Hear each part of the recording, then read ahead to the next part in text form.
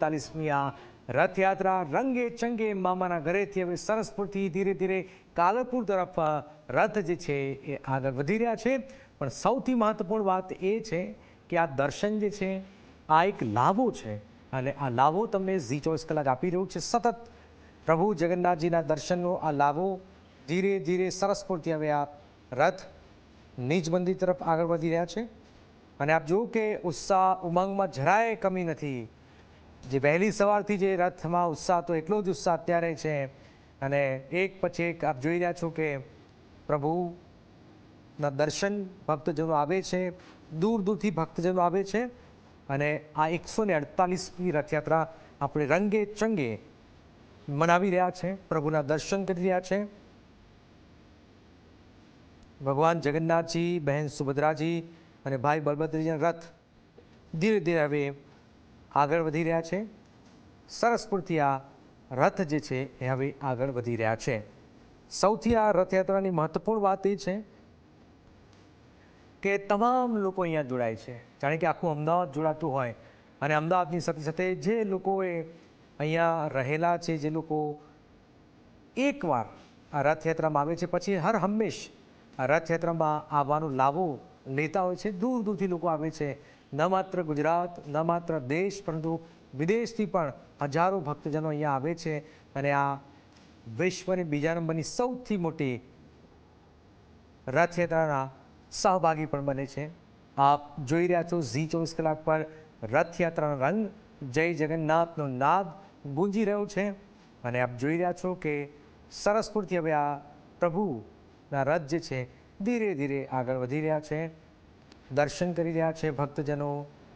સરસપુર તો આપ જુઓ કે વિવિધ પોળમાં વૈવિધ્યસર ભોજનનો પ્રસાદ થયો, મામાએ બરાબરનું ભોજન કરાવ્યું છે અને હવે આપ જોઈ રહ્યા છો જે મામેરાની જે વિધિ હોય છે એ પણ પૂરી થાય અને પછી આગળ વધવામાં આવતું હોય છે।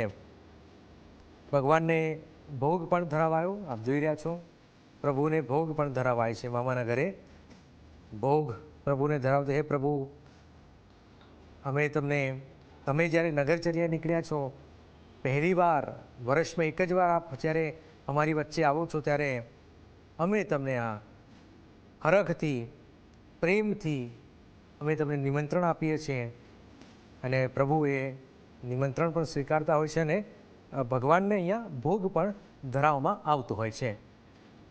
આપ જોઈ રહ્યા છો પ્રભુને ભોગ ધરાવાયું છે।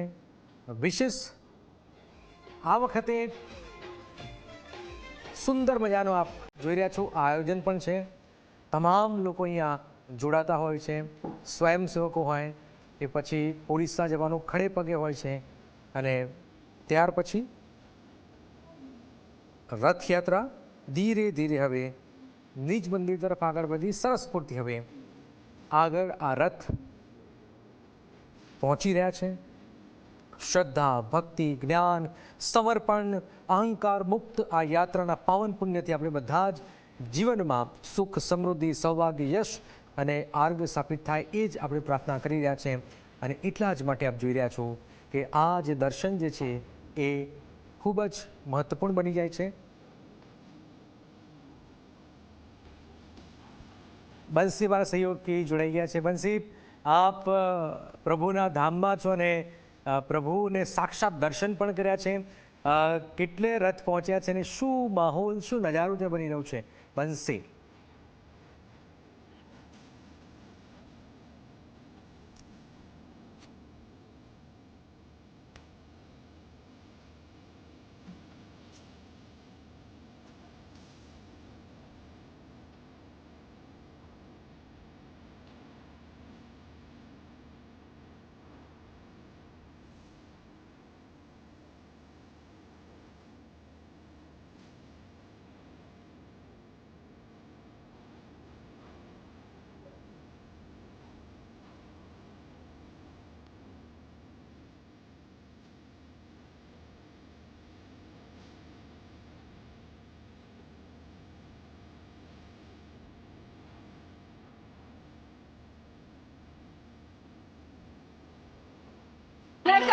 હૈયું દળાઈ રહ્યું છે, ભક્તોનું કિડિયારું ઉભરાયું છે કારણ કે ભાડેચણા જે છે તે સરસપુરમાં ધામે પધાર્યા છે. આપ આ દ્રશ્યો જોઈ રહ્યા છો, જેને શબ્દોની જરૂર નથી, કારણ કે આ દ્રશ્યો પોતામાં જ અલૌકિક દ્રશ્યો છે કે ભગવાનની એક ઝાંખી જોવા માટે, ભાણેજડાને વધાવવા માટે, ભાણેજડાને વહાલ કરવા માટે માનવ મહેરામણ ઉમટી પડ્યું છે. તો ભગવાન સરસપુરમાં વિરાજ્યા, આવ્યા, ત્યારબાદ તેના મામેરા કરવામાં આવ્યા, ખૂબ લાડકોડ કરવામાં આવ્યા, અલગ અલગ ભોગ ધરાવવામાં આવ્યો, અલગ અલગ ભેટ સોગાદો ભગવાનને અર્પણ કરવામાં આવી અને ત્યારબાદ ગજરાજે પ્રસ્થાન કર્યું અને હવે ભગવાન જે છે તે આગળ વધી રહ્યા છે અને અહીંયા સરસપુરથી પ્રસ્થાન કરી રહ્યા છે.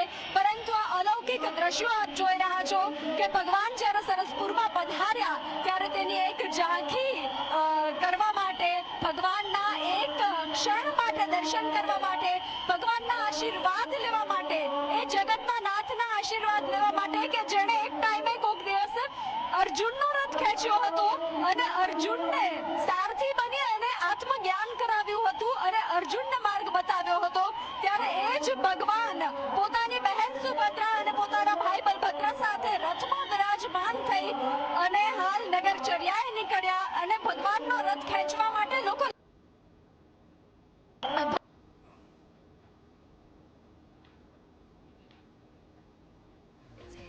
સરસપુરના દ્રશ્યો, રજવાડી પોશાકમાં ભગવાન જગન્નાથજીની આ નગર યાત્રા, જય રણછોડ, માખણ ટોળનો નાદ ગુંજી રહ્યો છે. મુસારથી નિજ મંદિર રવાના આ રથ, ત્રણેય રથ થઈ રહ્યા છે અને જગતના નાથ નગરચર્યાએ છે. મુસારમાં ભવ્ય સ્વાગત પણ થયું છે, ભવ્ય મામેરું પણ થયું છે અને જય જગન્નાથનો નાદ ગુંજી રહ્યું છે. પ્રભુના દર્શનો લાવો, સતત આપને આપતા રહીશું.